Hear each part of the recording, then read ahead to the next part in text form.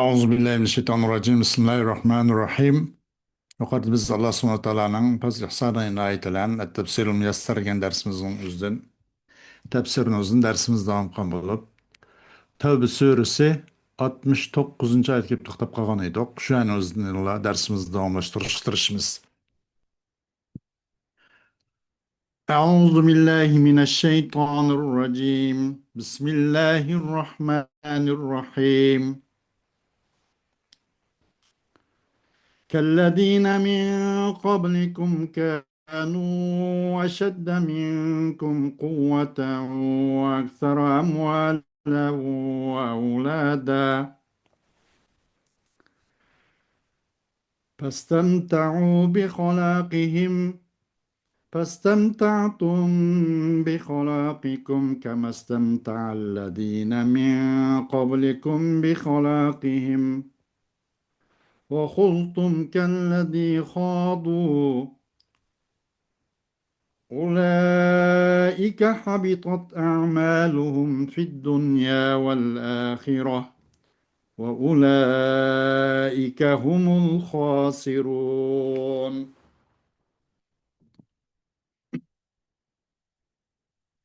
ألم يأتهم نبأ الذين من قبلهم قوم نوح وعاد وثمود وقوم إبراهيم وأصحاب مدين والمؤتفكات أتتهم رسلهم بالبينات فما كان الله ليظلمهم ولكن كانوا أنفسهم يظلمون. والمؤمنون والمؤمنات بعضهم أولياء بعض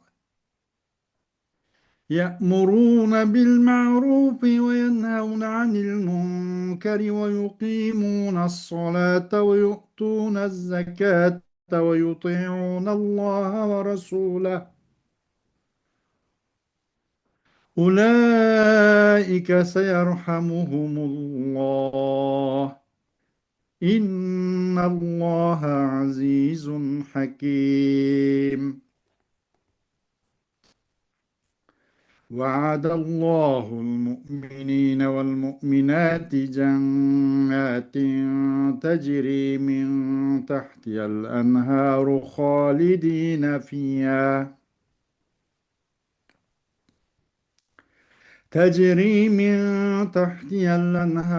خالدين فيها ومساكن طيبة في جنات عدن ورضوان من الله أكبر ذلك هو الفوز العظيم.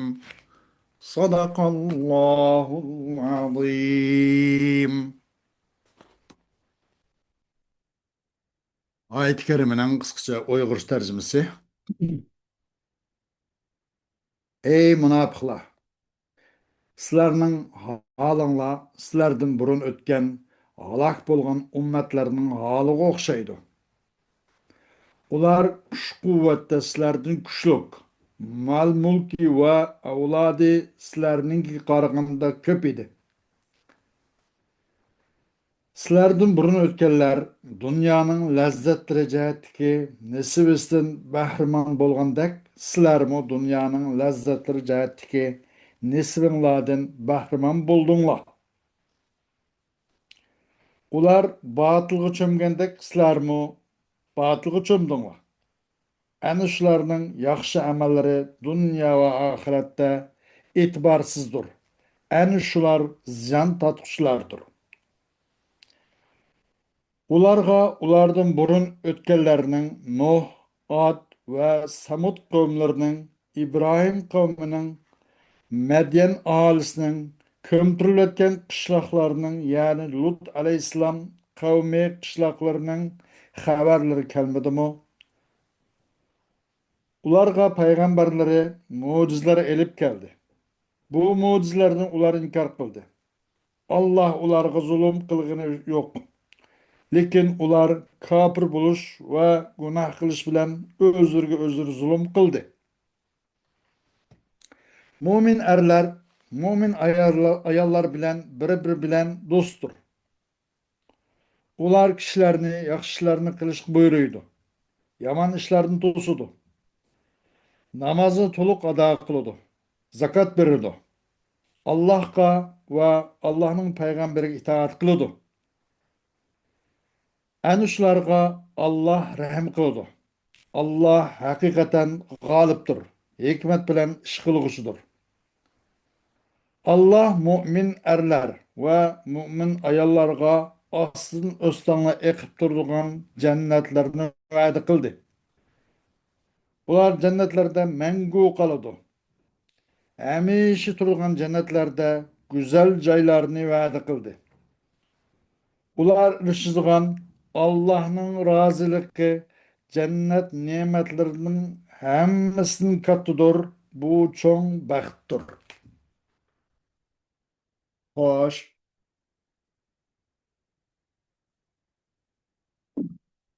كالذين من قبلكم كانوا أشد منكم قوة إن أفعالكم يا معشر المنافقين من الاستهزاء والكفر كأفعال الأمم السابقة التي كانت على جانب من القوة والمال والأولاد أشد منكم فاطمعنوا إلى الحياة الدنيا وتمتعوا بما فيها من الحظوظ والملذات فاستمتعتم أيها المنافقون بنصيبكم من الشهوات الفانية كاستمتاع الذين من قبلكم بحظوظهم الفانية وخضتم بالكذب على الله كخوض تلك الأمم قبلكم أولئك الموصوفون بهذه الأخلاق هم الذين ذهبت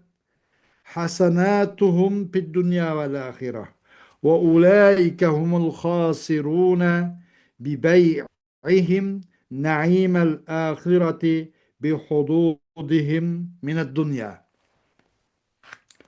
Çuqum ey münafıqlar guruhi, sizlerinin kılmışlarınla baş peygamberlerini ve müminlerini zanlı kılışını ibaret Allah'ın Resulüga kafir bulup bunu inkar kılışını ibaret bu sizlerinin kılmış etmiş hareketinle sildin ilgaki bir ümmetlerinin kılmış hareketi okşaydı. Ki ular olsa kuş ve mal ve balvaq cihette sizlerden onunla katlı kuşluk zor idi. Ula hayatı dünyada iş kandak bulmaydıgandak huzur halavat için baharaman huzur kılan yaşadı.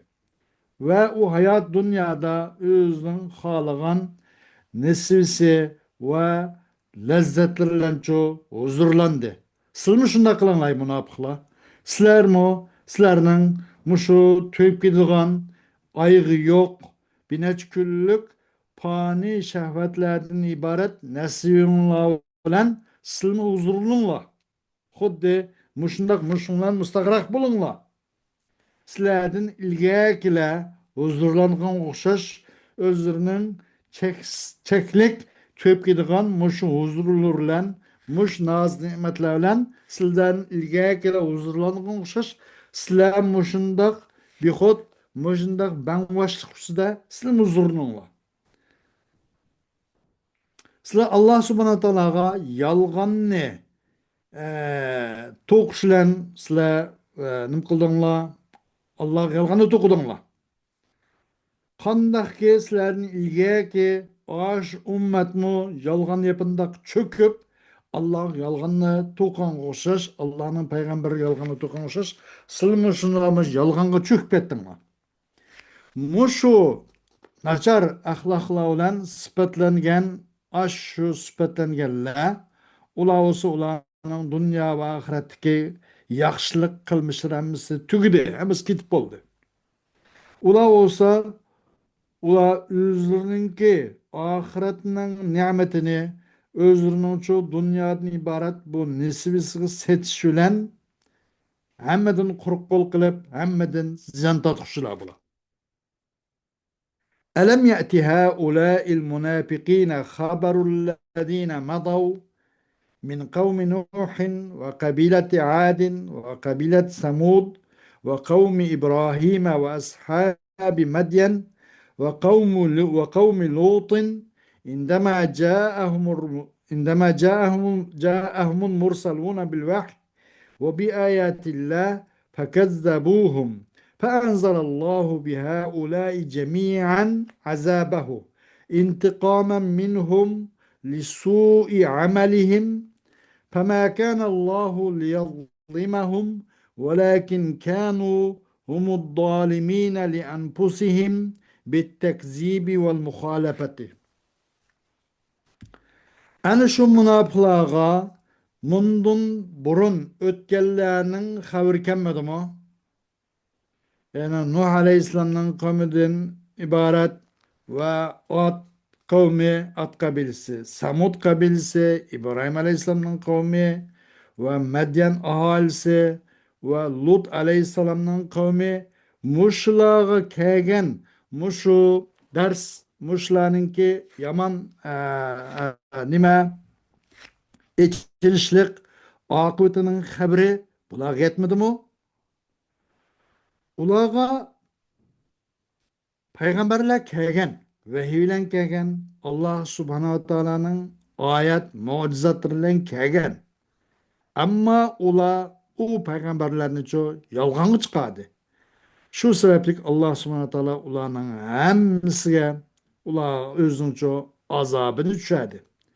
Ulardan muşu yaman, usul, yavuz emeli için intikam alganlıkını cəhdidən Allah ularning hammasiga azap nazil qildi.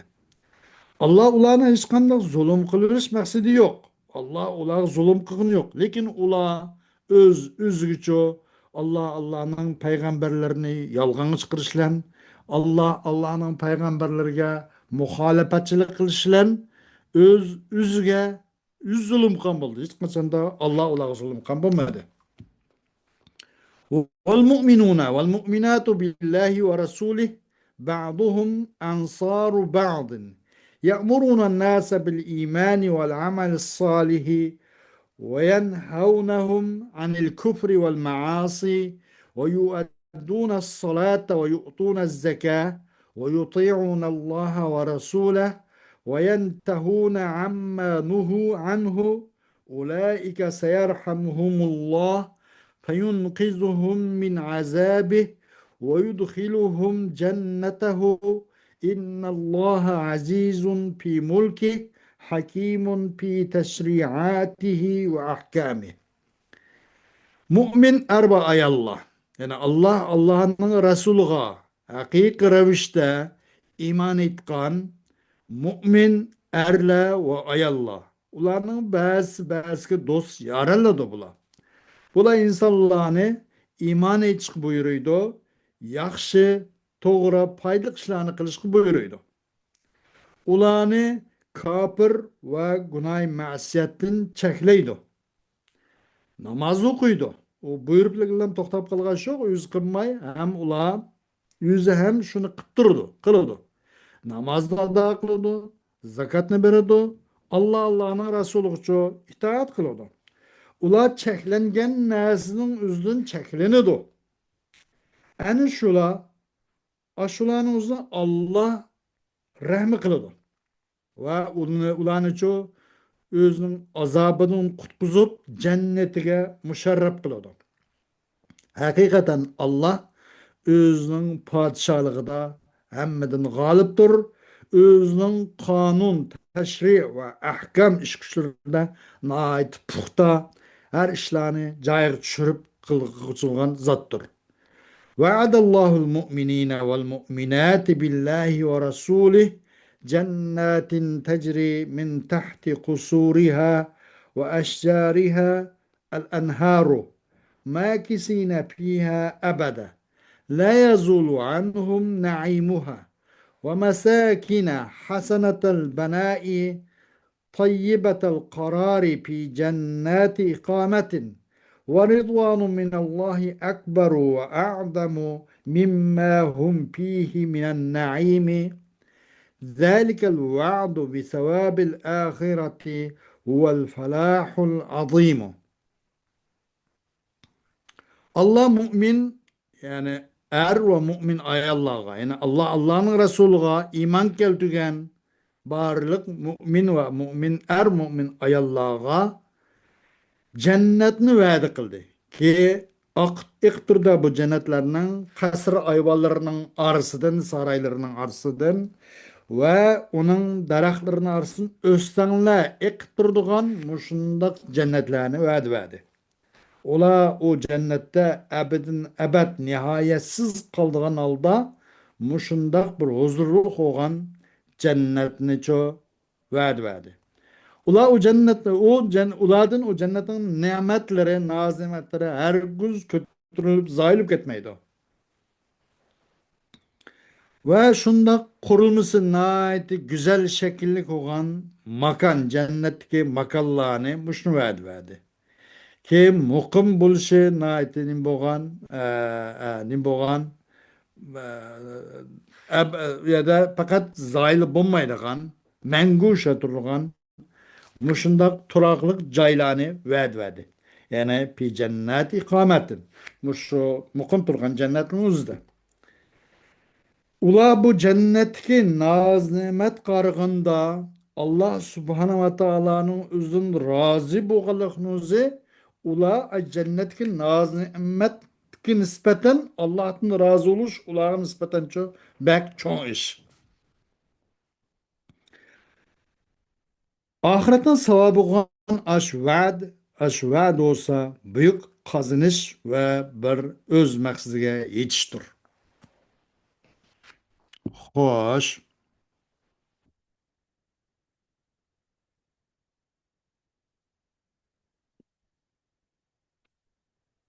فاستمتعوا بخلاقهم فاستمتعتم بخلاقكم. Yani bu ayette itnap da bir gap var. Balagat itnap, icaz, musavat degan bir gap bo'lgan. Buna da itnap var. Ne için degan bunu maksat bularni cho bir ayıplash, bularni malomat qilish, bularni kamsitishdan iborat. Maqsad shu. Nima uchun deganda ular bu arzimas dunyoning ma'lumotasi bilan mashg'ul bo'lganligi uchun nihoyat qimmatbaholiq noz-ne'matun Allohninki jannat ne'matidan yuz o'rib dunyodagi arzimas ma'lumotlar bilan mashg'ul bo'lib butun vaqti butun uningki zikri fikri hammasi mushu dunyoninki lazzat bilan mashg'ul bo'lg'achqa buni da alloh subhana taolo bularni ayblab malomat qilib keltirdi bunida itnob bor bo'lyapti. Bu itnobdagi maqsad nima deganda bundan zam va yoki tavbih deyiladi. Xo'sh, darsimiz inshaalloh mushun kifoyalimiz tafsir darsimiz. Dersimizin davomi Alloh xohlasa ayat bo'ladi. Va oxiru da'vana alhamdulillahi robbil alamin.